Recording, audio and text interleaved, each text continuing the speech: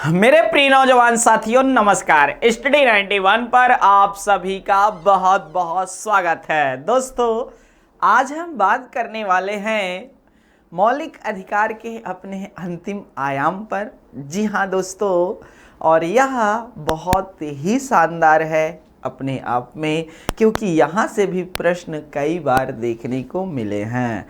दोस्तों मौलिक अधिकार में जो आज हमारी बातें होनी स्टार्ट होंगी वह अनुच्छेद 31 से स्टार्ट होगी। फिर मैं 31, जी हाँ दोस्तों, अगर बी के बारे में बात करूं तो उस पर भी बात करता हूं, सी पर भी बात करूं तो भी सी पर भी बात कर सकता हूं, लेकिन ए और बी जो है अनुच्छेद 31 ए अनुच्छेद 31 बी, जी हाँ दोस्तों, कहीं ना कहीं जो है 9वीं अनुसूची से संबंधित होता है। तो वहीं पर जो अनुच्छेद 31C है उस पर थोड़ी सी चर्चा हमें आज करनी पड़ेगी।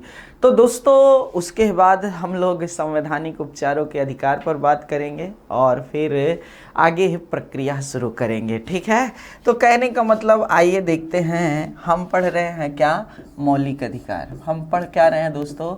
मौलिक अधिकार। ये चीज़ हमेशा याद रहनी चाहिए कि हम पढ़ क्या रहे हैं ना, तो मौलिक अधिकार पढ़ रहे हैं। अब मौलिक अधिकार फंडामेंटल राइट्स में हम लोगों ने अनुच्छेद 30 तक बात कर ली थी, जो हमारा संस्कृत एवं शिक्षा से संबंधी अधिकार था। आज जो हमारा स्टार्ट होगा वह अनुच्छेद 31 से होगा, और अनुच्छेद 31 कहने का मतलब ये है कि यह अब जो संपत्ति का अधिकार था, क्या संपत्ति का अधिकार, संपत्ति का अधिकार उसे क्या कर दिया गया है दोस्तों? ये हमारा कौन सा अधिकार था? ये हमारा 6वां मौलिक अधिकार था। 5वें तक हमने बात कर ली है। ठीक है, संपत्ति का अधिकार 6वां मौलिक अधिकार था। इसको मोरारजी देसाई की सरकार में 44वें संविधान संशोधन, 44वें संविधान संशोधन 1978 में, क्या 1978 में ही क्या कर दिया गया था? हटा दिया गया था। किसको? 1978 में हटा दिया गया था। तो यहाँ से भी आप देख सकते हैं, यहाँ से भी क्या है, आप प्रश्नों को देख सकते हैं, अच्छे से समझ सकते हैं। अब देखिए दोस्तों क्यों हटाया गया था, क्या कहानी थी, ये सब मैं पहले बता दिया गया हूँ। इसको रखा कहाँ गया है? अनुच्छेद 300A में रखा गया। कहाँ रखा गया है? 300A में रखा गया है। और यह अब एक क्या है? कानूनी अधिकार है। ये अब क्या है? कानूनी अधिकार है। याद रखिएगा दोस्तों, याद रखने वाली बातें हैं। ठीक है, तो अगला देखते हैं दोस्तों अनुच्छेद 31C। ठीक है, अनुच्छेद 31C क्या कहता है? अनुच्छेद 31C यहाँ पर देखिएगा दोस्तों, यह कब आता है? सबसे बड़ी बातें यह निकल करके आती है ना। जी हाँ दोस्तों, यह कब आता है इस बात की जानकारी यहाँ से होगी। कहने का मतलब ये होता है 1969 ईस्वी में, जी हाँ दोस्तों, इंदिरा गांधी ने क्या कर दिया? 14 बैंकों का जी हाँ राष्ट्रीयकरण कर दिया। क्या कर दिया? 14 बैंकों का राष्ट्रीयकरण कर दिया। ये वह बैंक थे जो बहुत ज़्यादा प्रगति कर रहे थे, बहुत ज़्यादा लाभ पर थे। ठीक है ना दोस्तों, तो फिर इसके खिलाफ रुस्तम नवाज, जी हाँ दोस्तों, बनाम भारत संघ मामले में चुनौती दी जाती है।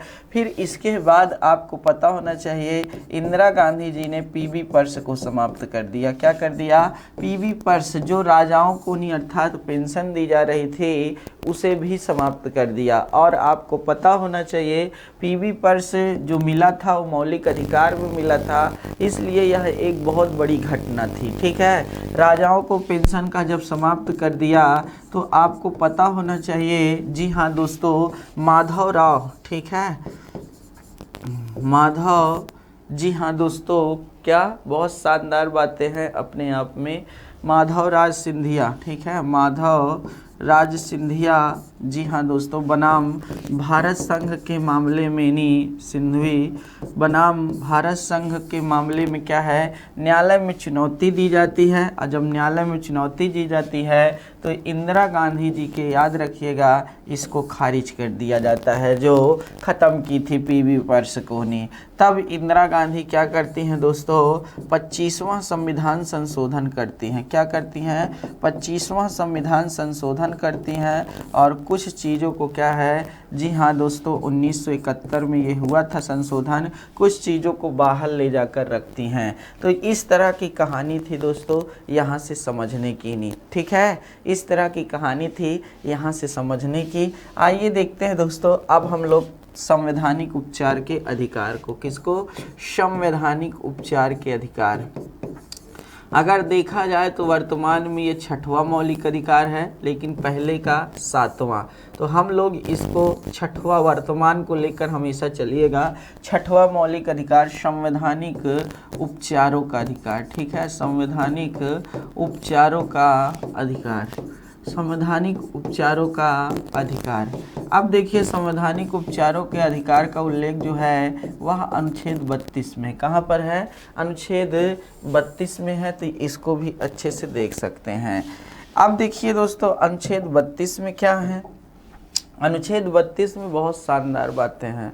अनुच्छेद 32 में क्या महत्वपूर्ण बातें हैं, इनको समझिए। संवैधानिक उपचारों का अधिकार को लेकर के दोस्तों आप जब देखेंगे क्या है कि संवैधानिक उपचारों का अधिकार में जब आप देखेंगे कि क्या है कि नहीं, जितने भी उपरोक्त मौलिक अधिकार हैं, जी हाँ दोस्तों, चाहे समानता का अधिकार हो, स्वतंत्रता का हो, शोषण के विरुद्ध हो, संस्कृत एवं धार्मिक का हो, या फिर संस्कृत एवं शिक्षा संबंधी हो, ऊपर के जितने भी 5 मौलिक अधिकार हैं उनका बचाव अगर कोई करता है तो यही करता है, ठीक है, संवैधानिक उपचारों का अधिकार, ठीक है। तो इसमें लिख सकते हैं हम लोग उपरोक्त, ठीक है, उपरोक्त मतलब इसके ऊपर वाले, उपरोक्त सभी, ठीक है, सभी मौलिक, ठीक है, सभी मौलिक अधिकारों का, ठीक है, सभी मौलिक अधिकारों का बचाव, ठीक है, अधिकारों का बचाव यही मौलिक अधिकार करता है, यही मौलिक अधिकार करता है, यही मौलिक अधिकार करता है, ठीक है, यही मौलिक अधिकार करता है। तो उपरोक्त सभी मौलिक अधिकारों का बचाव यही मौलिक अधिकार करता है, आपको पता होना चाहिए। अब देखिए दोस्तों, जब उपरोक्त सभी मौलिक अधिकारों का बचाव करता है तो इसीलिए डॉक्टर भीमराव अम्बेडकर ने, ठीक है ना, इसीलिए डॉक्टर भीमराव अम्बेडकर ने इसे संविधान की आत्मा कहा है, ठीक है, इसे संविधान की आत्मा कहा है, ध्यान से देख लीजिए, संविधान की आत्मा कहा है, ठीक है, आत्मा कहा है। तो इस तरह भी आप देख सकते हैं, डॉक्टर भीमराव अम्बेडकर इसे संविधान की आत्मा कहे हैं, क्योंकि दोस्तों मौलिक अधिकार एक ऐसा अधिकार है जब तक देश के नागरिकों को नहीं मिलेगा तब तक उनका जो है दोस्तों अधिकार नहीं प्राप्त होगा। अगला देखिए दोस्तों, वह एक बात बहुत शानदार है कि डॉक्टर भीमराव अम्बेडकर ने इसे संवैधानिक उपचारों का अधिकार क्यों कहा, ये बात बनती है ना। तो सबसे बड़ी बात यह है कि अगर किसी भी उपरोक्त किसी भी प्रकार के मौलिक अधिकार का हनन होता है तो आप क्या है, जो जनता है, याद रखिएगा दोस्तों, वह अनुच्छेद 32 के तहत क्या कर सकती है, जी हाँ दोस्तों, रिट जारी कर सकती है, ठीक है, क्या जारी कर सकती है, रिट मतलब होता है याचिका जारी कर सकती है। इंग्लिश में रिट्स को ऐसे लिखा जाता है WRITS, रिट्स जारी कर सकती है, ठीक है ना दोस्तों। तो इस तरह आप यहाँ से भी बातें कर सकते हैं, याचिकाएं जारी कर सकता है, ठीक है। अब देखिए दोस्तों, इसमें बचाव के लिए सुप्रीम कोर्ट भी सामने आती है, हाई कोर्ट भी सामने आती है, ठीक है ना, सुप्रीम कोर्ट भी सामने आती है और हाई कोर्ट भी सामने आती है। इसलिए अब हम लोग बात करेंगे रिट्स पर, जो बहुत शानदार है, ठीक है, जो बहुत शानदार है। आइए समझते हैं इनको एक एक करके नहीं, ठीक है। तो हेडिंग बनेगी याचिकाएं का मतलब क्या है दोस्तों, कहने का मतलब ये है कि रिट्स, ठीक है, WRITS रिट्स होता है। अब देखिए याचिका जारी करने का पावर किसे मिला है, याचिका जारी करने का पावर किसे मिला है, तो आप अच्छी तरह से जानते हैं कि अनुच्छेद 32 के तहत सुप्रीम कोर्ट को याचिका जारी करने का पावर मिला है, ठीक है।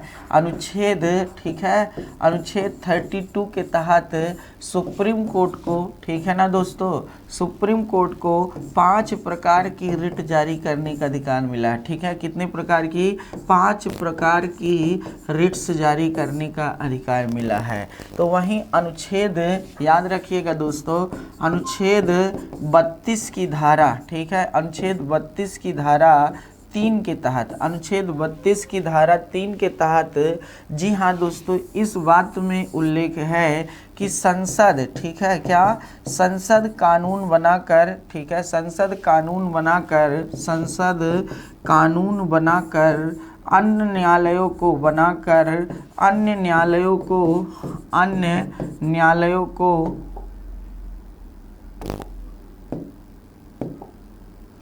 अन्य न्यायालयों को रिट जारी का अधिकार दे सकती है। और इसी को लेकर के अनुच्छेद, जी हाँ दोस्तों, 226 के तहत, अनुच्छेद 226 के तहत, जी हाँ दोस्तों, हाई कोर्ट को रिट्स जारी करने का अधिकार मिल जाता है, याचिका जारी करने का अधिकार मिल जाता है। तो इस तरह आप देख सकते हैं, ठीक है दोस्तों। अब देखिए एक तरफ सुप्रीम कोर्ट है, ठीक है, यह है सर्वोच्च न्यायालय। सर्वोच्च न्यायालय जो रिट जारी करता है, सर्वोच्च न्यायालय, जो सर्वोच्च न्यायालय रिट्स जारी करता है वो अनुच्छेद 32 के तहत जारी करता है। कितने के तहत? अनुच्छेद 32 के तहत जारी करता है। जबकि उच्च न्यायालय, जबकि उच्च न्यायालय जो रिट्स जारी करता है वह अनुच्छेद 226 के तहत, वह अनुच्छेद 226 के तहत क्या करता है? रिट्स जारी करता है। अनुच्छेद 226 के तहत रिट्स जारी करता है। दोनों में डिफरेंस देख लीजिए दोस्तों, अंतर समझ लेते हैं। ये जो रिट्स जारी करता है यह 5 प्रकार की रिट्स जारी करता है, ठीक है ना दोस्तों। कितने प्रकार की रिट्स जारी करता है? तो 5 प्रकार की रिट्स जारी करता है, ठीक है दोस्तों। कौन कौन सी जारी करता है? तो बंदी प्रत्यक्षीकरण, ठीक है, बंदी प्रत्यक्षीकरण, बंदी प्रत्यक्षीकरण, इसको इंग्लिश में बोलते हैं हैवियस कॉर्पस। क्या कहा जाता है? इंग्लिश मीनिंग भी याद कर लीजिएगा, क्योंकि जब पीसीएस का पेपर आप उठाकर देखेंगे 2020 का प्री का, तो दोस्तों वहाँ पर डायरेक्ट इंग्लिश वर्ड ही पूछा था, ठीक है। तो इसलिए इंग्लिश वर्ड भी याद रखिएगा। इसको इंग्लिश में बोलते हैं हैवियस कॉर्पस, ठीक है, हैवियस कार्पस, याद रखिएगा, कार्पस। तो दोस्तों हैबियस कार्पस हो गया, याद रखने वाली बातें हैं। बंदी प्रत्यक्षीकरण, फिर दूसरा कौन होता है? ये ए है या हैबियस है HABEAS, हैबियस कार्पस। दूसरा है परमादेश, दूसरा कौन है? परमादेश, परमादेश। परमादेश को क्या कहते हैं दोस्तों? इंग्लिश में आपको पता होगा कि मैंडमस कहा जाता है। क्या कहा जाता है? मैंडमस कहा जाता है, मैंडमस कहा जाता है, याद रखिएगा नहीं। फिर उसके बाद क्या कहा जाता है दोस्तों? परमादेश हो गया, बंदी प्रत्यक्षीकरण हो गया, जी हाँ दोस्तों। फिर आएगा अगला प्रतिषेध, ठीक है, प्रतिषेध। प्रतिषेध को क्या कहते हैं? जी हाँ दोस्तों, प्रोहिबिशन कहते हैं। क्या कहते हैं? प्रोहिबिशन कहा जाता है, याद रखिएगा। फिर अगला जो आएगा वह आएगा कौन सा? उत्प्रेषण, ठीक है, उत्प्रेषण आता है, याद रखिएगा, उत्प्रेषण। अपना अगला है उत्प्रेषण। उत्प्रेषण को क्या कहते हैं? तो याद रखिएगा, इसको सरसरी कहा जाता है, ठीक है, याद रखने वाली बातें हैं यहाँ से भी। तो ये RI है, लास्ट में RI है, ठीक है। अगला देखिएगा दोस्तों, आपका अधिकार परीक्षा है, ठीक है, क्या है? अधिकार परीक्षा। ये आपके 5 प्रकार की रिट होती है और अधिकार परीक्षा को क्या कहा जाता है? जी हाँ दोस्तों, क्यू वारंटो, QUE, ठीक है, क्यू वारंटो, क्यू वारंटो कहा जाता है। तो इस तरह आपने देखा ये QUO, ठीक है, क्यू वारंटो कहा जाता है। तो इस तरह आपने ये 5 प्रकार की रिट्स देखी। अब इधर देखते हैं दोस्तों, ये इधर किस कौन सी रिट प्राप्त हैं? तो इधर 6 प्रकार की रिट्स प्राप्त हैं। कितने प्रकार की? 6 प्रकार की रिट्स प्राप्त हैं। एक तो बंदी प्रत्यक्षीकरण ही है, जी हाँ दोस्तों, बंदी प्रत्यक्षीकरण, ठीक है। दूसरा है परमादेश, तीसरा है आपका जी हाँ दोस्तों प्रतिषेध, तीसरा क्या है? प्रतिषेध है, तीसरा प्रतिषेध। फिर उसके बाद क्या है? अधिकार परीक्षा, उत्प्रेषण ले लो, उत्प्रेषण, ठीक है। फिर अगला है अधिकार परीक्षा, और फिर उसके बाद यहाँ पर है निषेधाज्ञा। क्या है? निषेधाज्ञा। तो इस तरह दोस्तों यह कुल 6 रिट्स हैं। बाकी इन पांचों की मीनिंग तो आपको पता ही हो गई है। हैबियस कार्पस इसका है HA, फिर से ध्यान दीजिएगा BAS, ठीक है, हैबियस कार्पस है। तो दोस्तों ध्यान दीजिएगा, लेकिन जो निषेधाज्ञा है इसको इंजेक्शन बोलते हैं। क्या बोलते हैं? इंजेक्शन इंग्लिश में बोलते हैं। तो इस तरह दोस्तों यहाँ से भी ध्यान देने वाली बातें हैं, ठीक है। तो ध्यान दिए होंगे, बहुत शानदार सेशन था ये दोस्तों अपने आप में। अब इनके बारे में हम एक एक करके पढ़ेंगे कि बंदी प्रत्यक्षीकरण का अर्थ क्या होता है, परमादेश का अर्थ क्या होता है, उत्प्रेषण, प्रतिषेध, जितना भी दिया है दोस्तों, अधिकार परीक्षा, निषेधाज्ञा, इन सब पर एक एक करके अब बात करने वाले हैं। तो बढ़िया से एकदम तैयार हो जाइए, क्योंकि यह भी सेशन बहुत शानदार है, ठीक है। यह भी सेशन क्या है? बहुत शानदार है। यहाँ से डायरेक्ट प्रश्न पूछे गए हैं। तो पहला लिखिए दोस्तों, बंदी प्रत्यक्षीकरण, ठीक है। अब बंदी प्रत्यक्षीकरण, बंदी प्रत्यक्षीकरण, बंदी प्रत्यक्षीकरण। अब बंदी प्रत्यक्षीकरण क्या होता है दोस्तों? तो बंदी प्रत्यक्षीकरण का जो शाब्दिक अर्थ होता है वह शरीर सहित उपस्थित करना, ठीक है ना दोस्तों। क्या? शरीर सहित उपस्थित करना, शरीर सहित उपस्थित करना, यह इसका अर्थ होता है शाब्दिक अर्थ, शाब्दिक अर्थ, ठीक है, शरीर सहित उपस्थित करना। अब देखिए दोस्तों, शरीर सहित उपस्थित करने का मतलब क्या होता है, ये कब जारी की जाती है दोस्तों? कहने का मतलब ये होता है जब पुलिस क्या होती है, किसी को गिरफ्तार करती है, ठीक है। पुलिस जब किसी को गिरफ्तार करती है, पुलिस, ठीक है ना दोस्तों, जब किसी को गिरफ्तार करती है तो उस समय यह रिट जारी की जाती है और कहा जाता है कि जो बंदे को आपने पकड़ा है उसको क्या है, 24 घंटे के अंदर सशरीर, मतलब क्या होता है दोस्तों, उसको मजिस्ट्रेट के सम्मुख प्रस्तुत करिए। उसको कहाँ? मजिस्ट्रेट के सम्मुख प्रस्तुत करिए। यह बातें याद रखिएगा दोस्तों, बहुत शानदार बातें हैं, ठीक है। तो कहने का मतलब यहाँ से भी बहुत शानदार प्रश्न बनते हैं, कई बार देखे गए हैं, तो इनको आसानी से आप देख लीजिए, ठीक है। तो बंदी प्रत्यक्षीकरण का मतलब शाब्दिक अर्थ होता है शरीर सहित उपस्थित करना, शरीर सहित क्या? उपस्थित करना। ये चीज़ें आपने देखा होगा, समझा होगा। तो नोट करने वाली बातें हैं ना? जी हाँ दोस्तों, नोट करने वाली बातें हैं, ठीक है। अगला देखते हैं दोस्तों, अगला नंबर, ठीक है। अगला परमादेश, दूसरा है परमादेश। परमादेश मतलब यहाँ पर क्या है दोस्तों?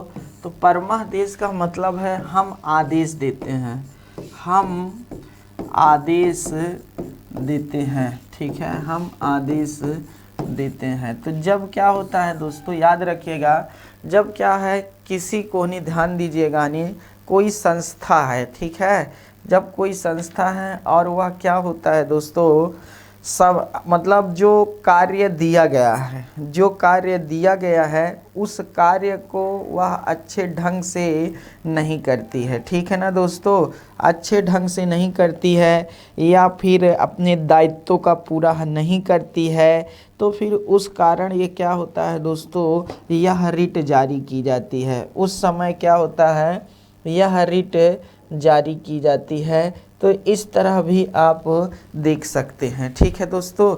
तो क्या है, जब कोई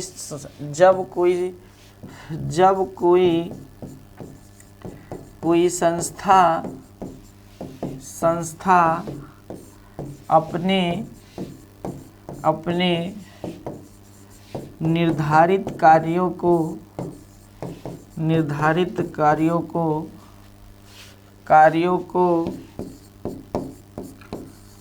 कर्तव्यपूर्ण ढंग से नहीं करती है तो यह याचिका सुप्रीम कोर्ट और हाई कोर्ट दोनों में से किसी द्वारा भी जारी की जा सकती है, ठीक है, जारी की जा सकती है। तो नोट कर लीजिएगा दोस्तों, यह प्रश्न भी अपने आप में बहुत शानदार है, सही है, समझदारी वाली बातें हैं, ठीक है ना दोस्तों। तो देखना बहुत महत्वपूर्ण होता है। अब देखिए अगला दोस्तों, प्रतिषेध, ठीक है, प्रतिषेध बहुत शानदार है, और जो मैं प्रतिषेध के बारे में जितना बात कर लूँ उतना कम है। प्रतिषेध का मतलब यहाँ क्या होता है, प्रतिषेध का जो शाब्दिक अर्थ होता है, शाब्दिक अर्थ, ठीक है, शाब्दिक अर्थ जो होता है वह होता है रोकना, ठीक है, शाब्दिक अर्थ का मतलब क्या होता है, रोकना। अब देखिए दोस्तों, रोकने का मतलब क्या होता है, जब कोई ठीक है, जब कोई संस्था, ठीक है, संस्था या व्यक्ति, अधिकारी आएगा इसमें ज़्यादातर, यह व्यक्ति अपने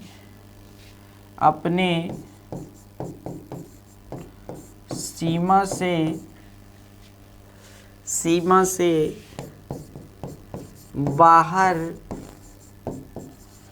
जाकर कार्य करता है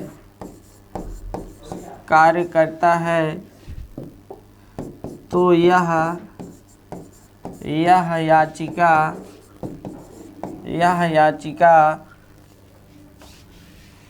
सुप्रीम कोर्ट और हाई कोर्ट दोनों द्वारा जारी की जा सकती है।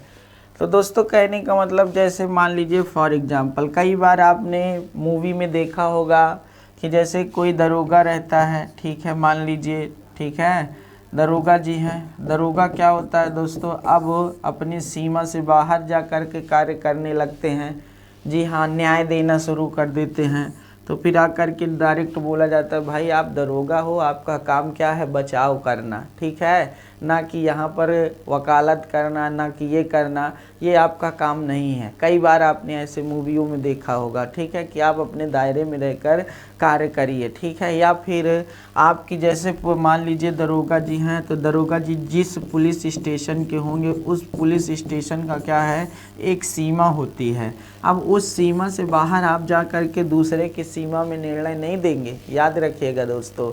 तो यहाँ से भी बहुत सारी बातें होती हैं, ठीक है।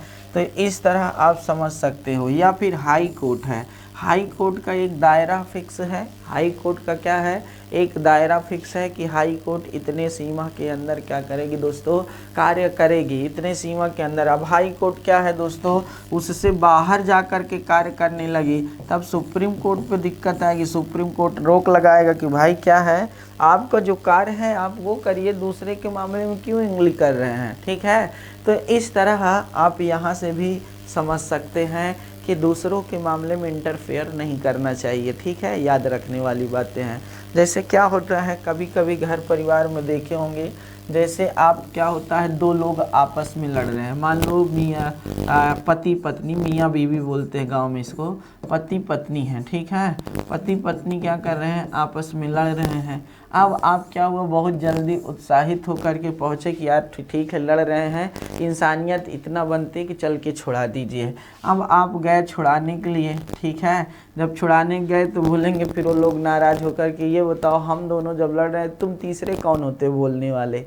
ठीक है, तब वहाँ पर आपको झटका लगेगा। लेकिन इंसानियत ये भी बनती है कि एक बार छुड़ाना चाहिए। ठीक है ना दोस्तों, याद रखिएगा। अगर वो कह भी देते हैं तो वहाँ पर बुरा मत मानिएगा, याद रखिएगा, बुरा नहीं माना जाता है। गुस्से में उस समय आदमी बोल देता है, भले वो बाद में जब गुस्सा मतलब शांत होगा तो कहेंगे अरे यार गलती हो गई, उन्होंने हमको छुड़ाया, अच्छा किया।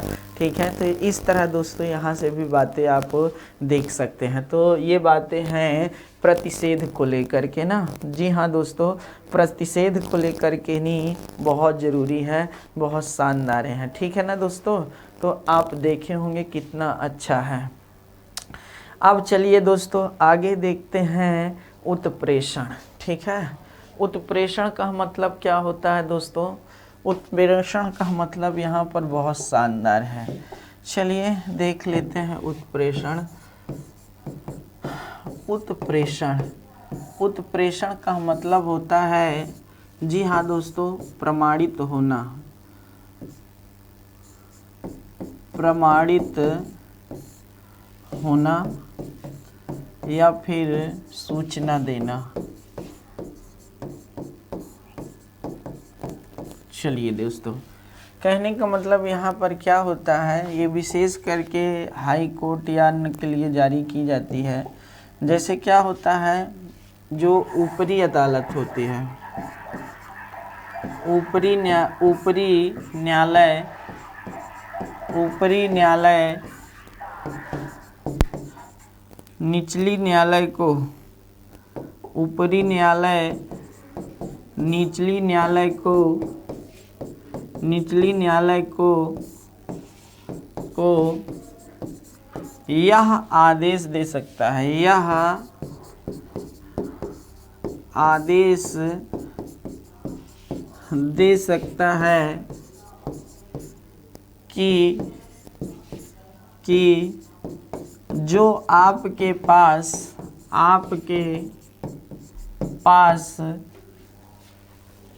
पास लंबित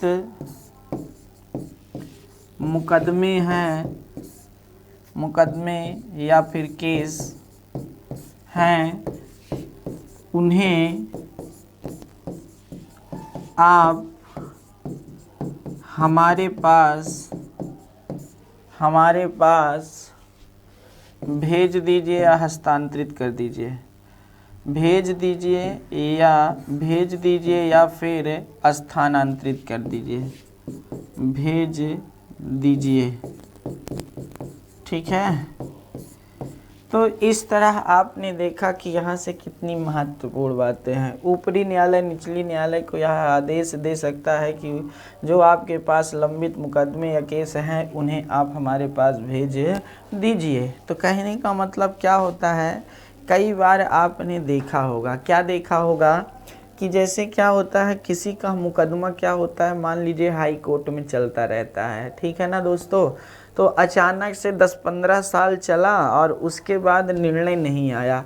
ठीक है, निर्णय नहीं आया उसने क्या कहा दोस्तों, हाई कोर्ट से नहीं सुप्रीम कोर्ट ने कहा, और हाई कोर्ट अब आपको ये थोड़ी कहेगा कि सुप्रीम कोर्ट ने कहा भेज दीजिए, ठीक है। उसने कहा कि भाई आपका मामला अब क्या है, भेजा जाता है सुप्रीम कोर्ट, वहाँ से डिसीजन आएगा, ठीक है ना। तो ऐसे कई बार देखे होंगे कि मामला उठ करके क्या है, सुप्रीम कोर्ट चला जाता है, या फिर निचली अदालत में चलता रहता है, जो लोअर कोर्ट हैं, अधीनस्थ न्यायालय हैं, अधीनस्थ न्यायालय जिला न्यायालय जिनको कहा जाता है, वहाँ चलते रहते हैं और मामला हाई कोर्ट में चला जाता है। कई बार ऐसे ने देखा होगा, ठीक है ना दोस्तों। या फिर निर्णय आया और आप क्या है दोस्तों, बहुत असंतुष्ट भी कभी कभी होकर के आदमी भेजता है, वो बात दूसरी है। तो कहने का मतलब यहाँ पर जो लंबित मुकदमे हैं, आप जानते हैं कि हमारे यहाँ, जी हाँ दोस्तों, 3 करोड़ से अधिक मुकदमे हैं। जी हाँ दोस्तों, फिल्म देखिएगा जाली LLB 2, वहाँ पर आपको दिखाई दे जाएगा ना। जी हाँ दोस्तों,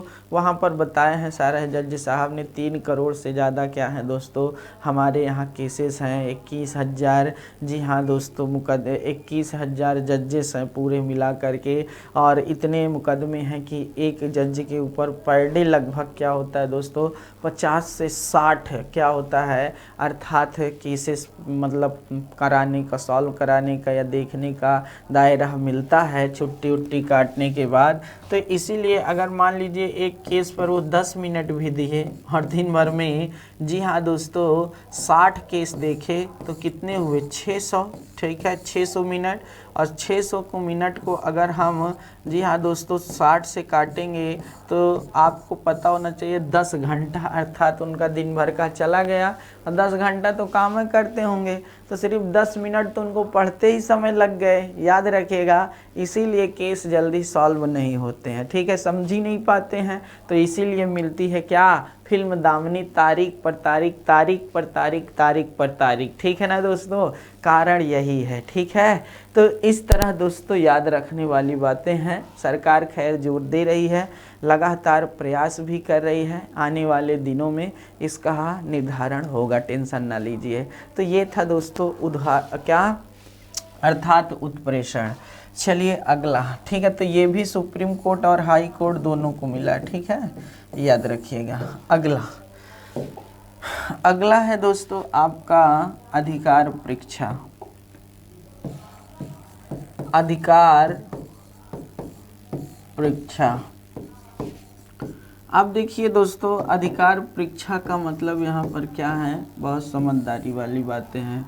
अधिकार परीक्षा का मतलब यहाँ पर बहुत शानदार ये है कि जब, जी हाँ दोस्तों, कोई भी पदाधिकारी पद को धारण करता है, ठीक है, ठीक है, तो इसका जो शाब्दिक आधार, जब शाब्दिक अर्थ होता है, वह शाब्दिक अर्थ होता है, जी हाँ दोस्तों, प्राधिकृत, ठीक है ना। प्राधिकृत जो होता है इसका शाब्दिक अर्थ होता है प्राधिकृत। तो प्राधिकृत का मतलब क्या होता है, किस अधिकार से, ठीक है, किस अधिकार से आपने इस पद को धारण किया, किस अधिकार से। तो दोस्तों आपने देखा होगा जब कोई प्राधिकारी जब कोई पद धारण करता है, जो बड़े पद हैं दोस्तों कोई भी, तो उसको क्या होता है, वो न्यायालय यह पूछ सकती है कि आप किस अधिकार से इस पद को धारण किए हैं। दोस्तों आपने कई बार ऐसे देखा होगा कि दोस्तों IPS तक लोग बन करके पहुंच गए, 5-6 महीना 10 महीना कार्य भी किए, बाद में पता चला खूब पैसा भी ले गए, और बाद में पता चलता है कि ये तो IPS थे ही नहीं, ठीक है, ये तो IPS थे ही नहीं। कई बार मूवियों में भी आपने देखा होगा कि दोस्तों क्या होता है, जो हीरो होता है वह क्या होता है, अर्थात जी हाँ दोस्तों दरोगा बन के पहुँच जाते हैं, मिलिट्री के कर्नल बन के पहुँच जाते हैं, और काम भी करते हैं, विकास भी करते हैं, बाद में पता चलता है, उजागर होता है ये है भी नहीं, तो फिर बाद में कहते हैं चलो सरकार के आपने मदद किया, अच्छा किया, लेकिन गलत था ये, ठीक है, लेकिन अच्छा किया इसलिए आपको सम्मानित किया जाता है। तो गुंडे लोग भी कई बार ऐसे ही पद धारण करते हैं। तो याद रखिएगा दोस्तों, ये बहुत सारी कहानी आपने देखा होगा ना। तो इसीलिए न्यायालय पूछ सकती है, ठीक है, जब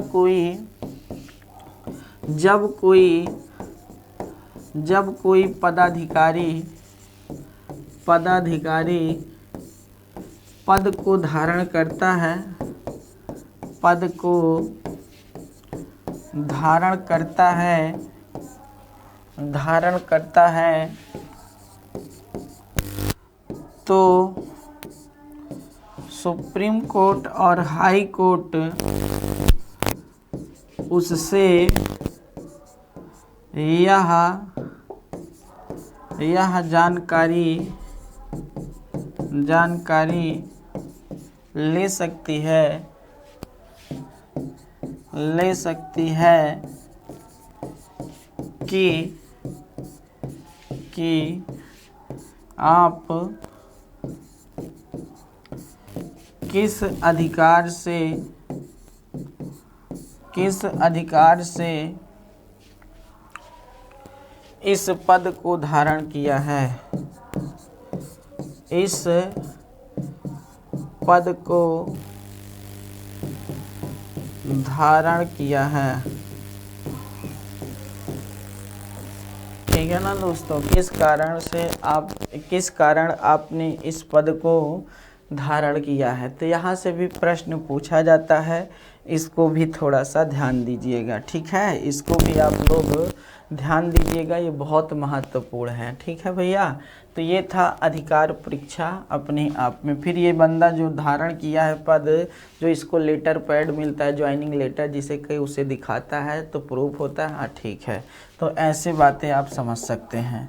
अगला क्या होता है दोस्तों, अगला है आप कहानी, जी हाँ दोस्तों, निषेधाज्ञा।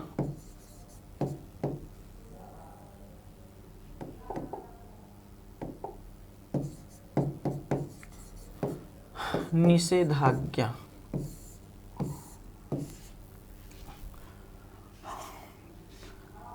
इसका अर्थ होता है तत्काल। ठीक है, इंग्लिश में बोलते हैं इंजेक्शन।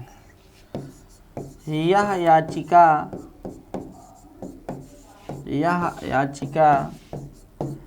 सिर्फ उच्च न्यायालय द्वारा जारी की जाती है, उच्च न्यायालय द्वारा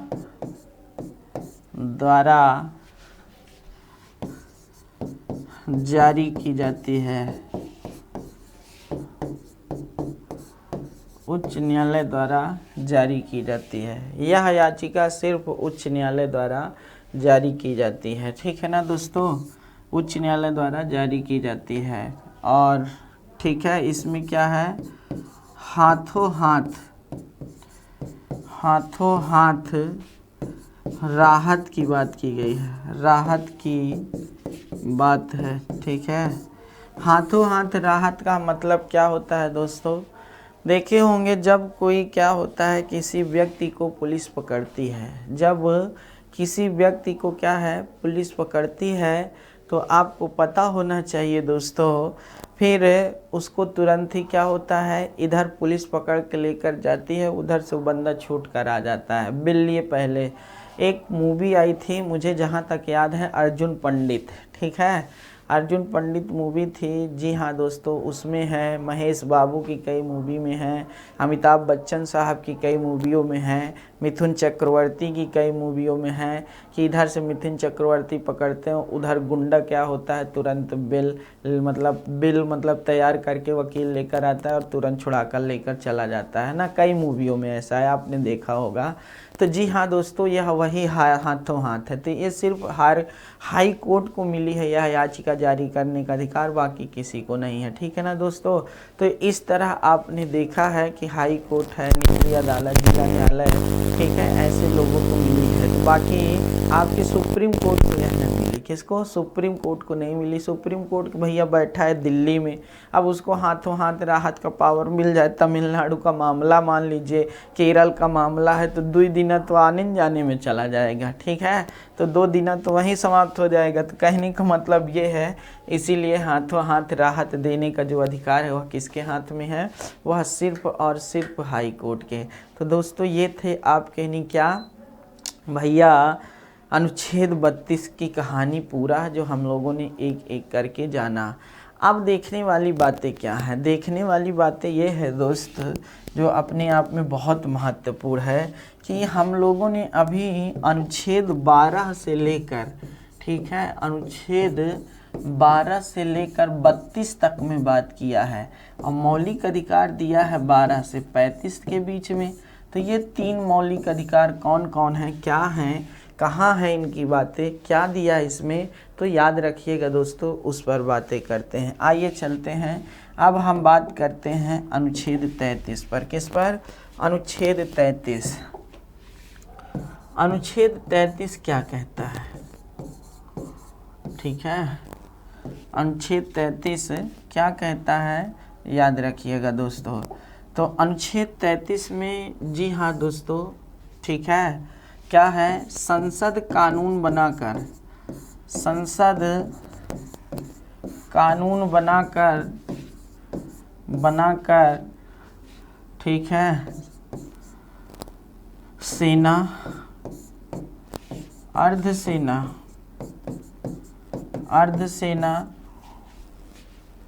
ठीक है, आईवी कहने का मतलब सीबीआई,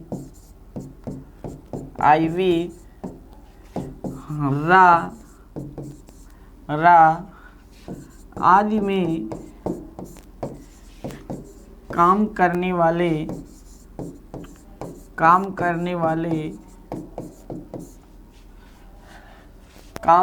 वाले नागरिकों के अधिकार में मौलिक अधिकार में कटौती कर सकती है,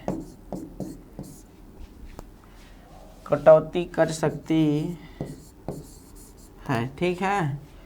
संसद कानून बनाकर सेना, अर्धसेना, सीबीआई, आईबी, रा आदि जैसे जो दोस्तों क्या है, जी हाँ, इतने बड़े बड़े पद हैं, उनमें क्या कर सकती है, उनके मौलिक अधिकारों में, मौलिक अधिकार में क्या कर सकती है, कटौती कर सकती है। आप अच्छे से जानते हैं, जो एक सामान्य नागरिक को नहीं क्या होता है, मौलिक अधिकार प्राप्त होते हैं, वह सेना में काम करने वाले लोगों को नहीं प्राप्त होते हैं। जैसे सेना में काम करने वाले लोग, पहली बात तो क्या है, चुनाव नहीं लड़ सकते हैं। चलिए ठीक है भैया, एक अधिकार तो गया, सबसे बड़ा अधिकार, ठीक है ना दोस्तों, मतलब चुनाव लड़ने कहानी भी है। फिर दूसरा क्या है दोस्तों, वह सरकार के खिलाफ आवाज़ नहीं उठा सकते हैं, ठीक है, याद रखिएगा। चलिए ठीक है, वह जहाँ मन चाहे वहाँ नहीं घूम सकते। कहने का मतलब कब, जब वह सेना में भर्ती हैं तब, जब चाहे तब उनको क्या है दोस्तों, ड्यूटी पर जहाँ चाहे वहाँ भेज देते हैं।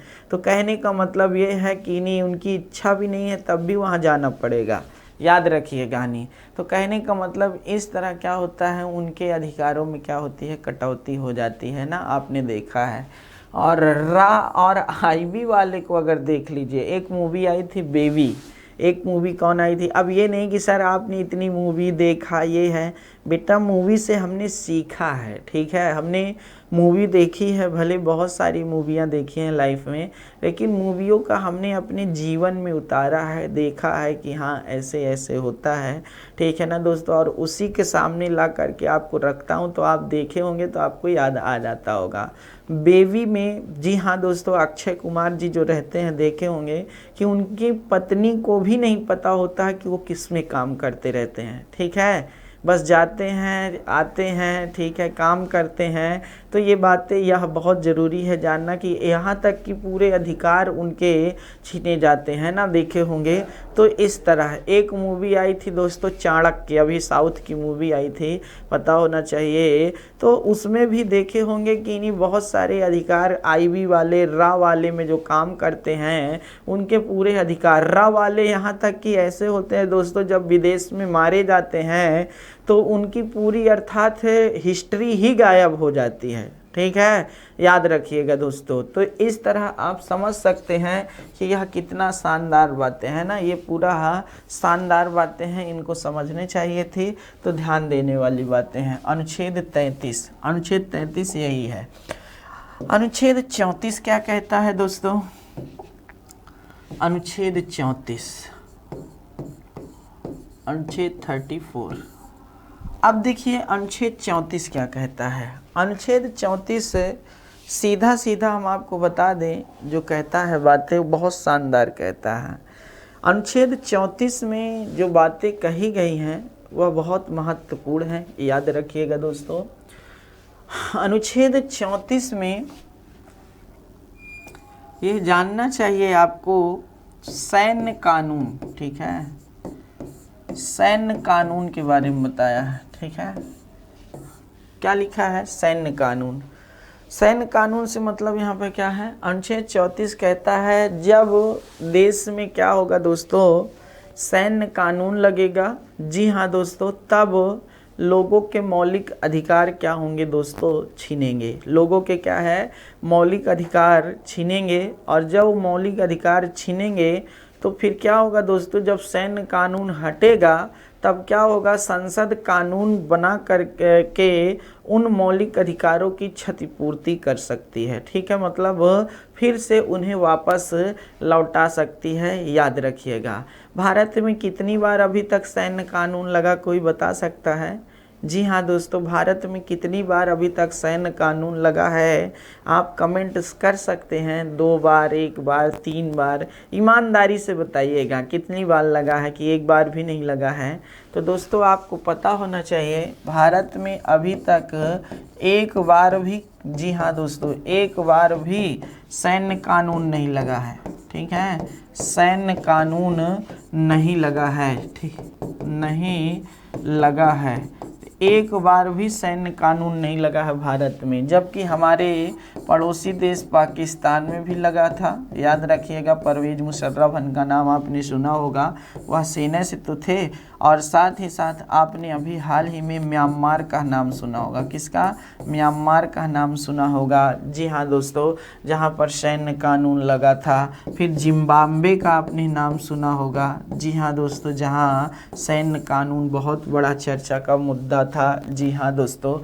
तो इस तरह आपने देखा कि भारत में अभी तक 1 बार भी सैन्य कानून नहीं लगा है। लेकिन दोस्तों ये हमारे संविधान की बहुत बड़ी खूबसूरती है। और जब हमारे यहाँ मानिक शाह हुआ करते थे तो उनके ऊपर आरोप लगा था इंदिरा गांधी जी ने, ठीक है, कि नहीं आप सैन्य कानून लगाना चाहते हैं क्या? तो आपने देखा होगा संविधान की हमारी बहुत बहुत बड़ी खूबसूरती है। और साथ ही साथ हमारे सेना का एक बहुत बड़ा, सेना चाहे पूरे भारत को कवर कर दे, नरेंद्र मोदी इनको मार के हटा दे, ठीक है ना दोस्तों। जैसे क्या हुआ है देखे होंगे आप लोग इस समय, किसको याद रखिएगा दोस्तों, वहाँ पर म्यांमार में आंग सांग सूकी को हटा दी थी, याद हटा दिए हैं, देखे हो ना। तो उसी तरह दोस्तों यहाँ पर भी हो सकता है, लेकिन नहीं, हमारी सेना क्या करती है दोस्तों, अपने राजनीतिज्ञों का सम्मान करती है, नेताओं का सम्मान करती है, उनसे हमेशा, जी हाँ दोस्तों, कदम पे कदम मिला करके चलती है। तो इस तरह दोस्तों आपको देखना चाहिए था, ठीक है। तो यहाँ से भी बातें आप समझ चुके होंगे सैन्य कानून को लेकर। तो सैन्य कानून के समय क्या होगा, जो भी मौलिक अधिकारों का हनन होगा, ठीक है, मतलब मौलिक अधिकारों की कटौती होगी, मौलिक अधिकारों की कटौती होगी, उसकी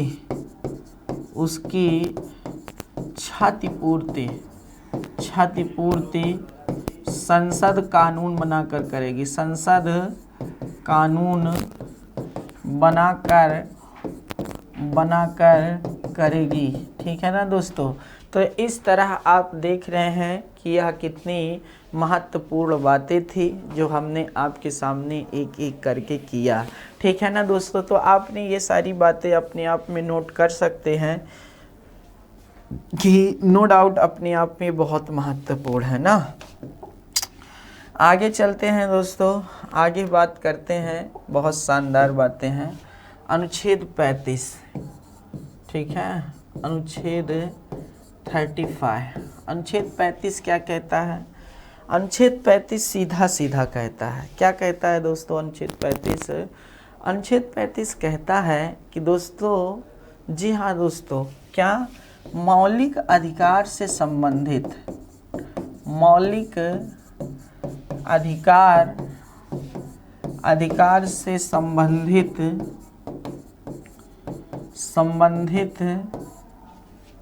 कानून संसद बनाएगी।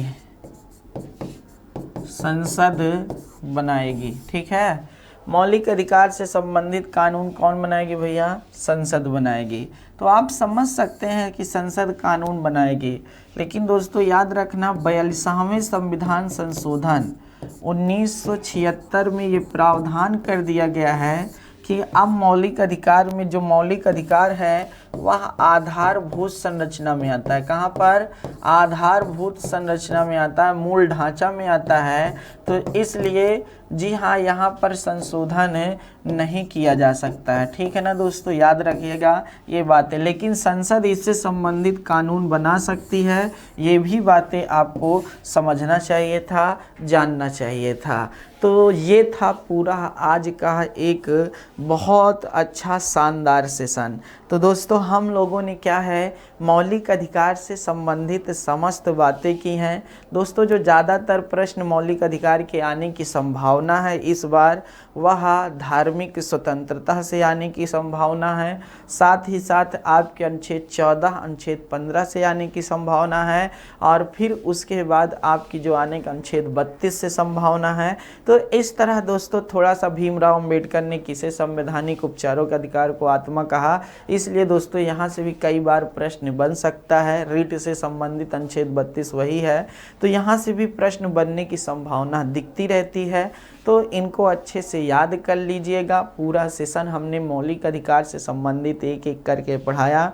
अगले पार्ट में हम लोग बात करने वाले हैं राज्य के नीति निर्देशक तत्व के बारे में, और वह भी जिस तरह इसे हमने एक एक करके बढ़िया से समझाने का प्रयास किया। कई मूवियों का नाम लिया, तो उन मूवियों में जी हाँ दोस्तों जो खूबसूरती है उनको प्लीज़ देखने का प्रयास करिएगा हनी। ठीक है, तो आपको समझ में आएगा कि हमने जो भी जी हाँ दोस्तों नाम लेते हैं उनको विशेष कर ध्यान दिया करिएगा, तो आगे चल के अच्छा रहेगा। तो इस तरह दोस्तों आपने देखा कि मौलिक अधिकार का कैसा रहा सेशन आज का ना। आप अपने कमेंट ज़रूर करिएगा हनी। फिर बाकी दीजिए यहीं पर आज इजाज़त, फिर हम लोग मिलेंगे कल एक नए आयाम पर।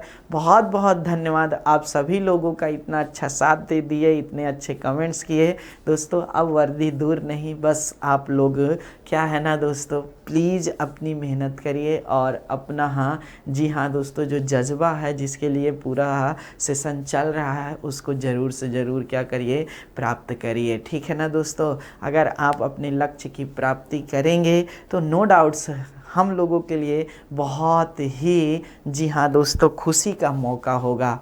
और जी हाँ दोस्तों कहते हैं ना कि जब हर दिन सपने जी हाँ दोस्तों हम देखते हैं और वह सपने देखते हैं जो हमें सोने नहीं देखते हैं, तो सच में मज़ा आ जाता है। ठीक है ना, और सोने ना दे ऐसे ही सपने होने चाहिए। तो प्लीज़ मेहनत करिए, जी हाँ जी जान लगा दीजिए, शरीर पर ध्यान दीजिए और आगे आइए। ठीक है, जी हाँ बहुत बहुत धन्यवाद। जय हिंद।